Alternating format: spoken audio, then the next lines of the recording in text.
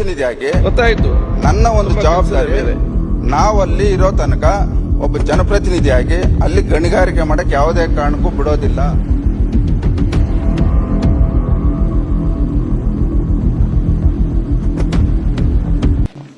ನಮ್ಮ ಶಿಡ್ಲಘಟ್ಟ ವಿಧಾನಸಭಾ ಕ್ಷೇತ್ರದ ಸಾದ್ಲಿ ಹೋಬಳಿ ಪುರಬೈರನಹಳ್ಳಿ ಗ್ರಾಮದ ಸರ್ವೆ ನಂಬರ್ 2ರಲ್ಲಿ ಒಂದೇ ಕುಟುಂಬದವರಿಗೆ ದಿನಾಂಕ 19/2/2020 ನಂಜಪ್ಪ ಅನ್ನೋರಿಗೆ 8 ಎಕರೆ 28 ಗುಂಟೆ ಮಂಜೂರಾಗಿರ್ತದೆ.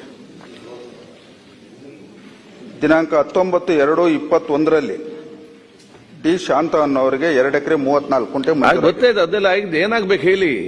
ಮನೆ ಅಧ್ಯಕ್ಷ 2 ನಿಮಿಷ.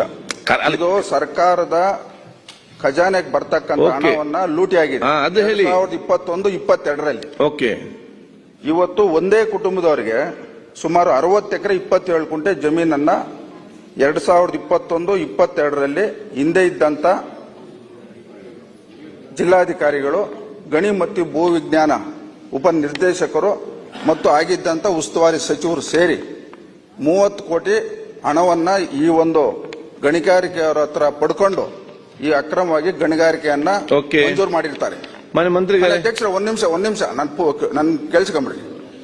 ಇವತ್ತು ಅಲ್ಲಿ ಗಣಿಗಾರಿಕೆ ಮಾಡಬೇಕಾದ್ರೆ ಆ ಪುರಬೈರೇನಲ್ಲಿ ಸರ್ವೆ ನಂಬರ್ 2 ಪಕ್ಕದಲ್ಲಿ ಅಲ್ಲಿ ಕಿತ್ತೂರು ರಾಣಿ ಚೆನ್ನಮ್ಮ ವಸತಿ ಶಾಲೆ 300 ಜನ ಮಕ್ಕಳು ವಿದ್ಯಾಭ್ಯಾಸ ಮಾಡ್ತಾ ಇದ್ದಾರೆ.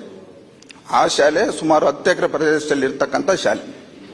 ಎರಡನೇದು, ಈ ಪುರಬೈರೇನಲ್ಲಿ ಸರ್ವೆ ನಂಬರ್ ಪಕ್ಕದಲ್ಲಿ ದಿಬ್ಬೂರಲ್ಲಿ ಪೊಲೀಸ್ ಸ್ಟೇಷನ್ನು, ಕ್ವಾರ್ಟರ್ಸ್ ಎಲ್ಲ ಸೇರಿ ಸುಮಾರು 10 ಎಕರೆಯಲ್ಲಿ ಮಂಜೂರ, ಅಲ್ಲಿ ಒಂದು ಪೊಲೀಸ್ ಸ್ಟೇಷನ್ ನಡೀತಾ ಇದೆ. ಮೂರನೇದು, ಆ ಸುತ್ತಮುತ್ತ 4 ಗ್ರಾಮಗಳಿದ್ದಾವೆ. ಆ 4 ಗ್ರಾಮಗಳಲ್ಲಿ ಸುಮಾರು ಕಲ್ಲು ಕುಟುಕರು 700 ಕುಟುಂಬಸ್ಥರು ಕಲ್ಲು ಕುಟುಕರು 1974ರಿಂದ ಇದುವರೆಗೂ ಅಲ್ಲೂ ಕಲ್ಲು ತೆಗೆಯುವಂತ ಕೆಲಸ ಇವತ್ತ ಕುಟುಂಬಸ್ಥರು ಮಾಡ್ತಾ ಇದ್ದಾರೆ. ಇಂಥ ಜಾಗದಲ್ಲಿ ಹಿಂದೆ ಇದ್ದಂಥವರು ಅಕ್ರಮವಾಗಿ ಗಣಿಗಾರಿಕೆಯನ್ನು ಮಂಜೂರು ಮಾಡಿದ್ದಾರೆ. ನಾನಲ್ಲಿ 2023 ವಿಧಾನಸಭಾ ಕ್ಷೇತ್ರ ಚುನಾವಣೆಯಲ್ಲಿ ಗೆದ್ದ ಮೇಲೆ ಅಲ್ಲಿರ್ತಕ್ಕಂಥ ಬಡವರು, ಅಲ್ಲಿರ್ತಕ್ಕಂಥ ಕಲ್ಲುಕುಟುಕರು, ಅಲ್ಲಿರ್ತಕ್ಕಂಥ ಸಾರ್ವಜನಿಕರು ಬಂದು ದೂರು ಕೊಟ್ಟ ಮೇಲೆ ನಾನು ಗಣಿ ಮತ್ತು ಭೂ ವಿಜ್ಞಾನ ಸಚಿವರಿಗೆ ದಿನಾಂಕ 18/7/2023 ಪತ್ರದ ಮೂಲಕ ಕಲ್ಲು ಗಣಿಕೆ ಗುತ್ತಿಗೆಯನ್ನು ನಿಯಮಬಾರಿ ನೀಡಿರುವುದು ಮತ್ತು ಒಂದೇ ಕುಟುಂಬಕ್ಕೆ ಮಂಜೂರು ಮಾಡಿರುವ ಬಗ್ಗೆ ತನಿಖೆ ನಡೆಸಿ ಸೂಕ್ತ ಕಾನೂನು ಕ್ರಮ ಜರುಗಿಸಬೇಕಂತೇಳಿ ಮನವಿಯನ್ನ ಕೊಟ್ಟಿದ್ದೆ. ಅದಾದ್ಮೇಲೆ ಸಚಿವರು ಇದನ್ನ ಸಂಬಂಧಪಟ್ಟಂತ ಅಧಿಕಾರಿಗಳಿಗೆ ಹಾಕಿ ದಿನಾಂಕ ಈ 8 ಜನದಲ್ಲಿ ಇಬ್ಬರದು, ಒಂದು ಪ್ರಭಾ ಅರ್ತ್ ಮೂವರ್ಸ್ ಮತ್ತು ಇನ್ನೊಂದು ಶಕ್ತಿ ಎಂಟರ್ಪ್ರೈಸರ್ಸ್, ಇವ್ರದಿಬ್ಬರದು ಸೇರಿ 18 ಎಕರೆ 22 ಗುಂಟೆ ಮಂಜೂರನ್ನ ವಜಾ ಮಾಡಿರ್ತಾರೆ. ಇನ್ನು ಉಳಿಕೆ 42 ಎಕರೆ 5 ಗುಂಟೆ ವಜಾ ಆಗಿರೋದಿಲ್ಲ. ಅಧ್ಯಕ್ಷರೇ, ಇವತ್ತು ಮಾನ್ಯ ಸಚಿವರು ಇವತ್ತು ಅಲ್ಲಿ ಏನಾಗಿದೆ ಅಂದ್ರೆ ತಾಲೂಕು ಮಟ್ಟದ ಅಧಿಕಾರಿಗಳು, ಜಿಲ್ಲಾ ಮಟ್ಟದ ಅಧಿಕಾರಿಗಳು ಎಲ್ಲರೂ ಸೇರಿ ಈ ಒಂದು ಶಿಡ್ಲಘಟ್ಟ ವಿಧಾನಸಭಾ ಕ್ಷೇತ್ರದ ನೈಸರ್ಗಿಕ ಸಂಪತ್ತನ್ನ, ಈ ರಾಜ್ಯದ ಖಜಾನೆಗೆ ಬರ್ತಕ್ಕಂಥ ಹಣವನ್ನ ಲೂಟಿ ಮಾಡತಕ್ಕಂಥ ಕೆಲಸ ಆಗಿದೆ.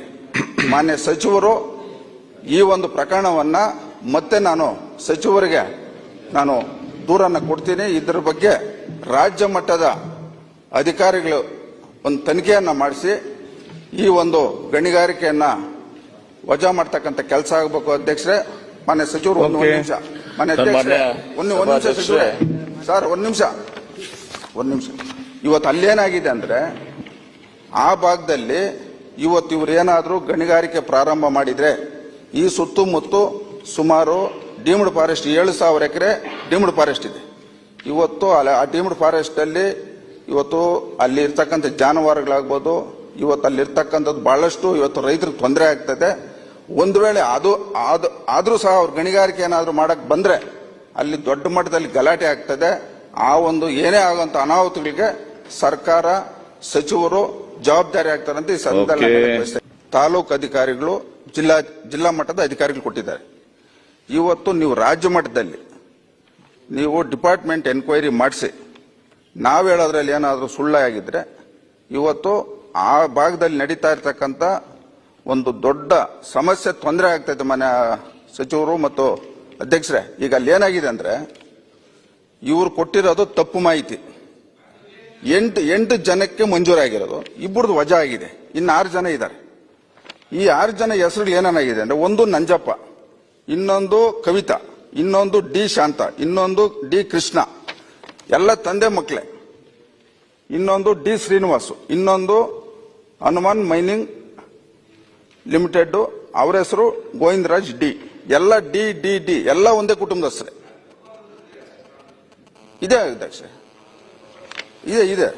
ಈಗ ಇಲ್ಲಿ ಏನ್ ಹೇಳ್ತಾರೆ ಅಂದ್ರೆ, ಕರ್ನಾಟಕ ಉಪ ಖನಿಜ ರಿಯಾಯಿತಿ ನಿಯಮಗಳ 1998 ನಿಯಮ 15/3ರಂತೆ ಗರಿಷ್ಠ 10 ಎಕರೆ ಮೇಲೆ ಕೊಡಬಾರದು ಅಂತ ಇದೆ. ಸರಿ, ಅವ್ರ ಅರ್ಜಿ ಹಾಕ್ಬೇಕಾದ್ರೆ 15(1) ಹಾಕಿರ್ಬೇಕು, 15(3) ಹಾಕಿರೋದು. ಫಸ್ಟ್ ಇವರು ಕಟ್ಕಲ್ ತೆಗಿಯಕ್ಕೆ ಇವರು ಆಯ್ತು. ಹೇಳಿದಿರಲ್ಲ, ಇದನ್ನೆಲ್ಲ ಗಣಿಗಾರಿಕೆ ಆಯ್ತು, ಸುಮಾರು ನಡೀತಾ ಇದೆ. 500 ಕೋಟಿ ಹೇಳಿದ್ದೀರಿ, 500 ಕೋಟಿ ಬೆಲೆ ಬಾಳುವಂತದ್ದು. ಅಧ್ಯಕ್ಷರೇ, ಈಗ ಒಬ್ಬ ನನ್ನ ಜನಪ್ರತಿನಿಧಿಯಾಗಿ ಗೊತ್ತಾಯ್ತು, ನನ್ನ ಒಂದು ಜವಾಬ್ದಾರಿ. ನಾವಲ್ಲಿ ಇರೋ ತನಕ ಒಬ್ಬ ಜನಪ್ರತಿನಿಧಿಯಾಗಿ ಅಲ್ಲಿ ಗಣಿಗಾರಿಕೆ ಮಾಡಕ್ ಯಾವುದೇ ಕಾರಣಕ್ಕೂ ಬಿಡೋದಿಲ್ಲ. ಓಕೆ, ಇದ್ರ ಬಗ್ಗೆ ಸಭಾಧ್ಯಕ್ಷರೇ, ಹಿಂದೆ ಇದು ದೊಡ್ಡ ಮಟ್ಟದಲ್ಲಿ ಅಕ್ರಮ ಆಗಿದೆ. ಇದು ಕಾನೂನಾತ್ಮಕವಾಗಿ ಇದ್ರೆ ಅದನ್ನ ಯಾರನ್ನೂ ತಡೆಮಟ್ಲಿಕ್ಕೆ ಆಗೋದಿಲ್ಲ. ಈಗ ನಾನು ಕಿತ್ತೂರು ರಾಣಿ ಚೆನ್ನಮ್ಮ ವಸತಿ ಶಾಲೆ ಪಕ್ಕದಲ್ಲಿದೆ. ಆಯ್ತು, ಕಾನೂನು ಪ್ರಕಾರ ನೋಡ್ತಾ ವಿದ್ಯಾಭ್ಯಾಸ ಹೆಂಗ್ ಮಾಡೋದಲ್ಲಿ ಇವ್ರು ಗಣಿಗಾರಿಕೆ ಪ್ರಾರಂಭ ಮಾಡಿದ್ರೆ ಮಕ್ಕಳ ಜೊತೆಯಲ್ಲಿ ನಾವು ಇದ್ರ ಬಗ್ಗೆ ಎಲ್ಲ ಸಂಪೂರ್ಣವಾಗಿ ಅವ್ರು ಮಾಹಿತಿ ಕೊಟ್ಟಿದ್ದೀರಿ. ಈಗ ಅಲ್ಲಿ ಜಿಲ್ಲಾ ಮಟ್ಟದ ಅಧಿಕಾರಿಗಳು, ಗಣಿ ಮತ್ತು ಭೂ ವಿಜ್ಞಾನ ಅಧಿಕಾರಿಗಳು ಇಲ್ಲಿ ಕೊಟ್ಟಿರ್ತಕ್ಕಂಥ ತಪ್ಪು ಮಾಹಿತಿ. ಅದ ನೀವು ಹೇಳಿದೆಲ್ಲ ರಾಜ್ಯ ಮಟ್ಟ ತನಿಖೆ ಮಾಡಿ ಇಲ್ಲದೆ ಮಾತಂತ ಹೇಳ್ತಾರೆ ಅವರು. ಮತ್ತೆ ಅದನ್ನೇ ಹೇಳ್ತೀರಿ, ಹಿಂದೆ ನಡೆದಿರ್ತಕ್ಕಂಥ ಅಕ್ರಮದ ಬಗ್ಗೆ ಹಿಂದೆ ಇದ್ದಂತ ಅಧಿಕಾರಿಗಳನ್ನ ಸೂಕ್ತವಾಗಿ ಅವ್ರ ಮೇಲೆ ಕ್ರಮ